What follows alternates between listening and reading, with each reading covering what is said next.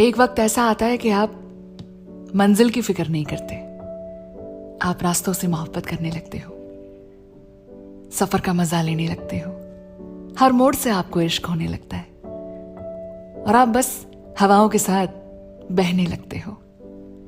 शायद जिंदगी यही है, कहां पहुंचना है, क्या होगा, वहां की फिक्र क्यों करें, क्यों ना अभी जो यहां है इसका मजा लें। इन रास्तों में, इन हवाओं में यही तो खो जाना है। शायद